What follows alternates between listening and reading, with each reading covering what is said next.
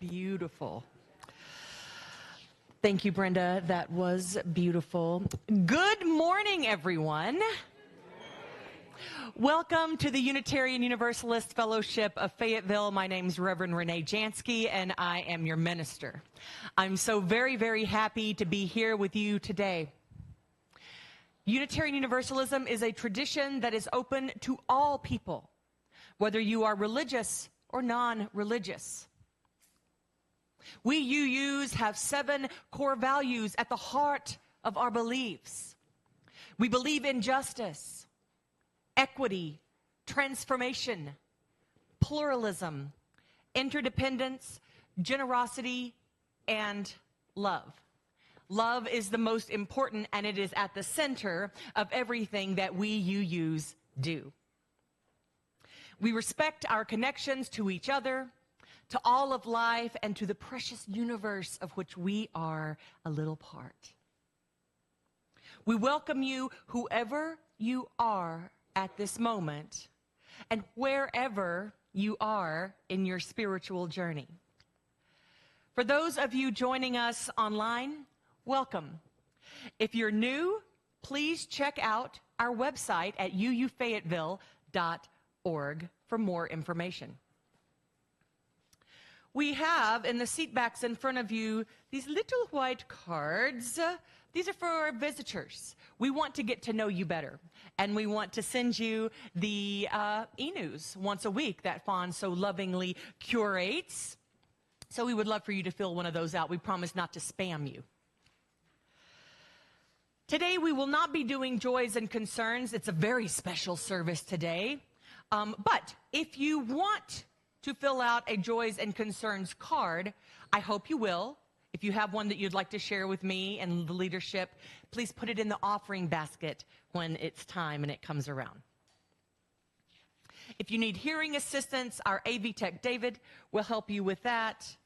And children are 1,000,000,000% always welcome in our service. And there is a staffed nursery downstairs if you prefer. Y'all, this service is going to be very different than any other service we've ever done. It's called Action Sunday. Last year at General Assembly, Kate and I went to a workshop put on by the UU Fellowship of Redwood City, California. They were feeling like their services were stagnating, and they were feeling like they weren't being very welcoming to their children and young people. Their attendance was dropping, and there was a spark missing. Then, necessity is the mother of invention, right? They tried a new format for worship called Action Sundays. It is an abbreviated worship service, about 20 to 25 minutes, and then we will break out into action groups. They have had great success with this new format and a 40% growth in their membership since they began it. Other congregations are trying it and also experiencing great outcomes. The Redwood City congregation does it 2 times per month, but in 2025, we're going to do it on the 5th Sunday. There are 4 months that have a 5th Sunday. And so we are going to try the Action Sundays on our 5th Sundays. After this abbreviated service, you will have options. You'll see on the right side of your order of service, you'll see those options. You can stay in the sanctuary and listen to Brenda play and discuss Chopin. You can go out into the garden with Chris for an art and nature walk. You can be in the narthex or lobby with Melly and their awesome fiber arts. And I hear today there's a weaving project. Yes. You can come downstairs and do a political activity with Kate in the Mindful Discussions area, or go with me downstairs to the library for a discussion of today's service. Dear ones, this is a big change. I know it. And I know that some of us struggle with change. But we're going to try it. We as a congregation deserve to be on the cutting edge in the evolution of worship services. I'm serious. And I'm excited for this new opportunity. And remember, this was all because someone in California knew they needed something different and tried it, and it worked. That's what I call action. Please remember to silence your cell phones as we enter into our service. Chris and Vince, will you please light our chalice today?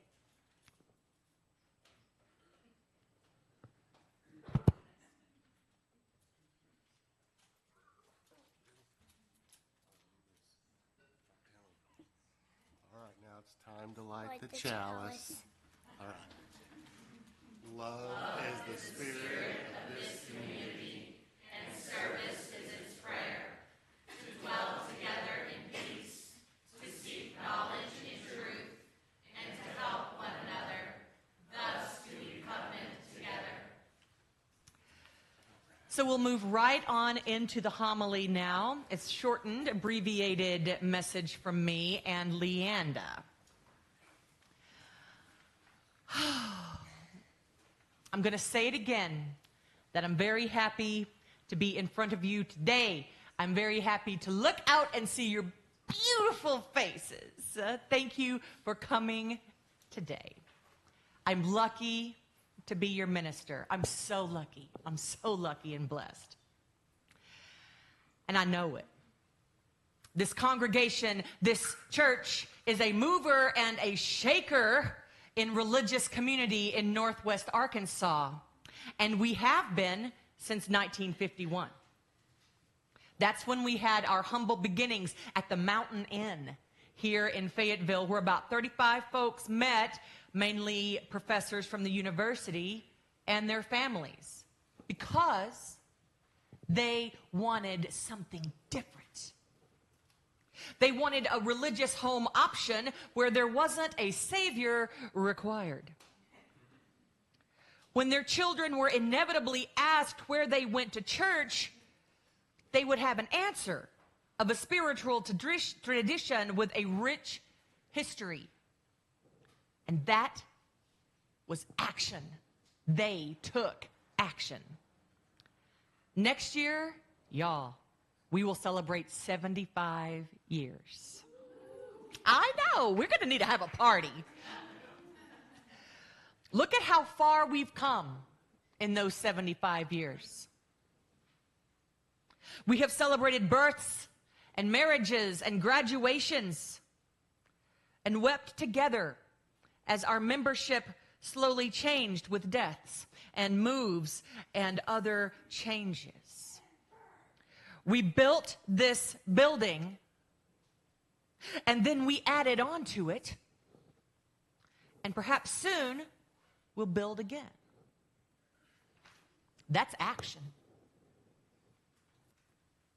I see up close our membership fighting for what is important, fighting for the rights of queer and trans folks, of immigrants, of those who do not have a voice, especially in today's political and social climate. You are taking action for social justice, and I see it. I see you. When it's time to move, you move. When it's time to act, you act. And it's beautiful to witness. And I'm so proud of you. I'm very proud to be your minister. Dear ones, it looks like it might be time to take some more action. And this time I mean within our church walls. First, let me take a moment to thank you, because so many of you took the survey that we, the Space and Facilities Planning Committee, put out in February. 82 of you took it. That's a great big number. I'd like to invite Leanda up for a few minutes to share with us the results of that survey.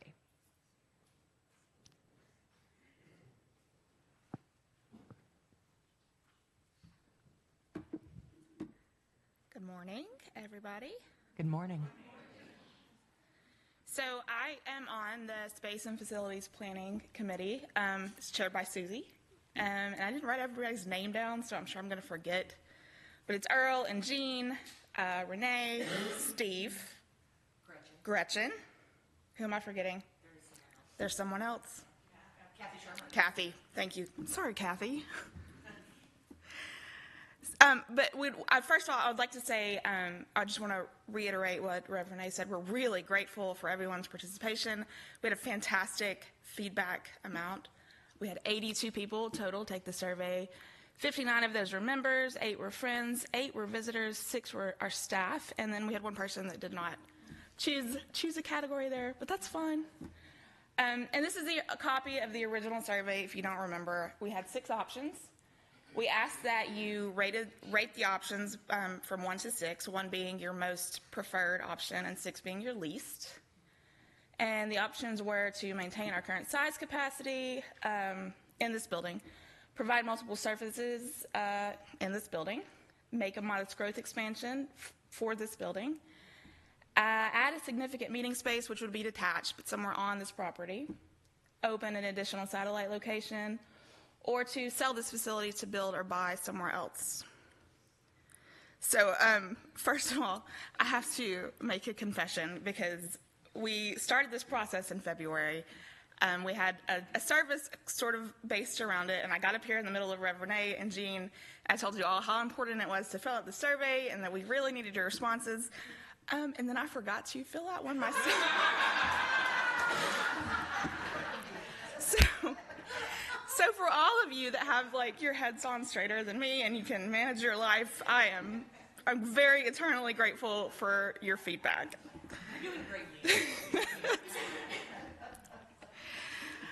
So most of you know we've been meeting as a team for around 6 months, a little over, but we really want to emphasize how important the survey phase is. And for a couple of reasons, and one of them primarily is because it gives our dialogue a little bit more direction. But also, anything that we do on this list, it reflects a significant change to our community.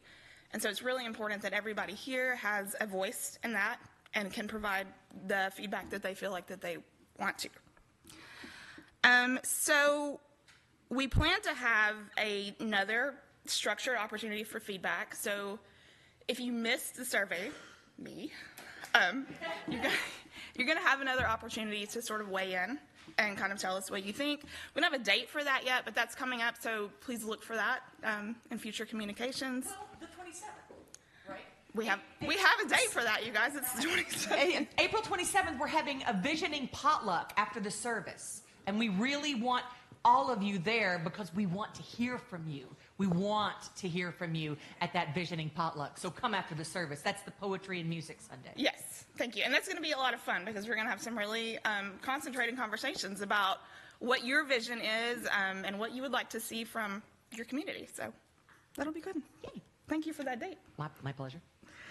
So now on to the fun part. But before we move to the next slide, I want to preface this with this does not reflect a formal recommendation from the Space and Facilities Planning Committee.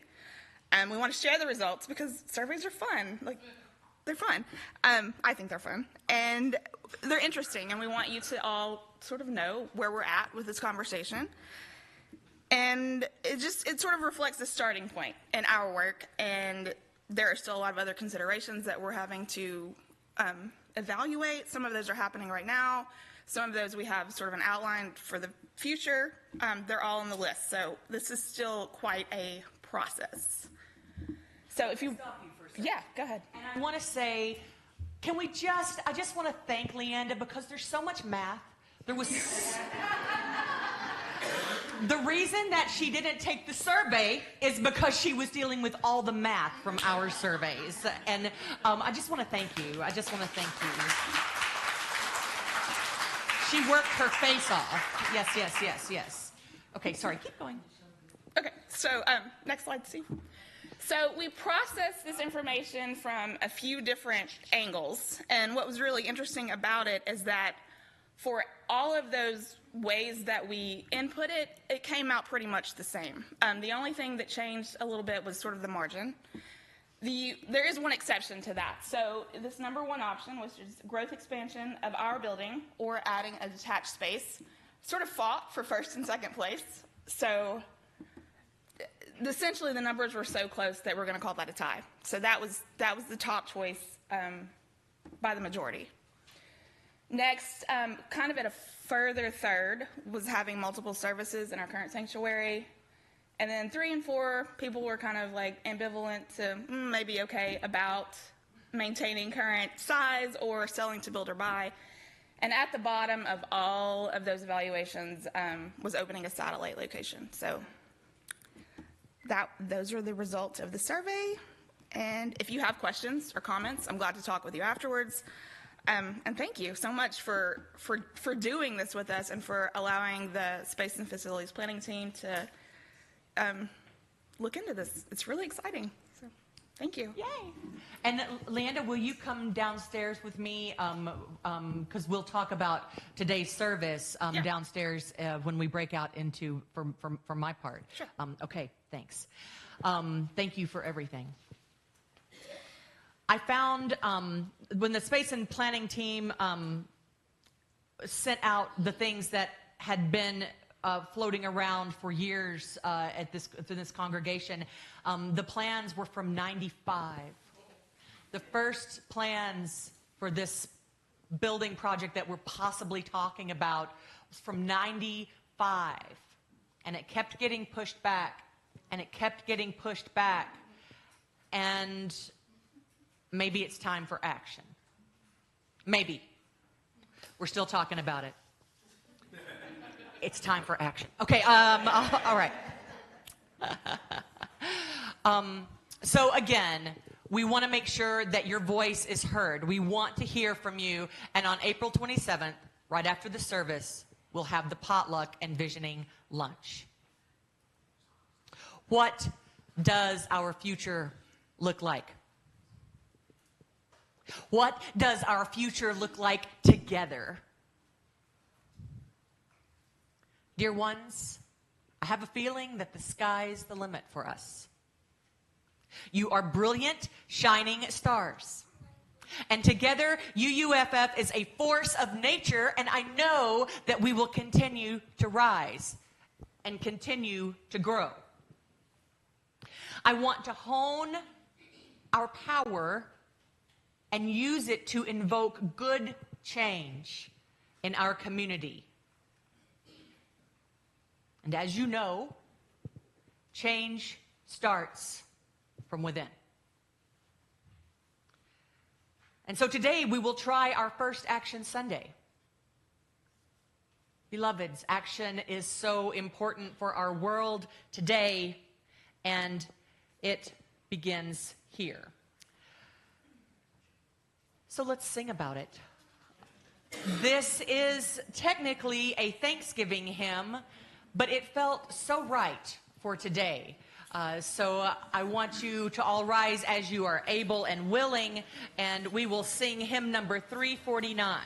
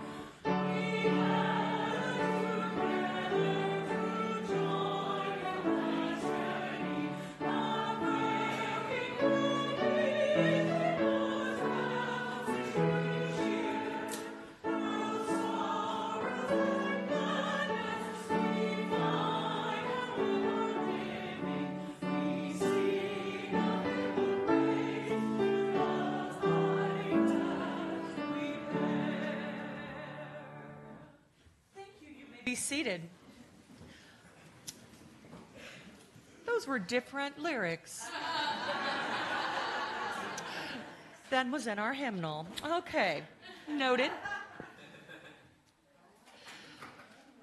It's time for our offering, and we know that our financial contributions to this congregation come from sacrifice and hard work.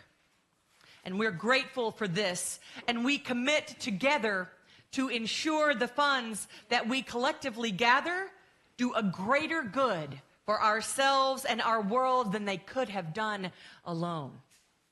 May there be an offering to sustain and grow the life and mission of this congregation, and may we give in love and hope. Thank you all very much.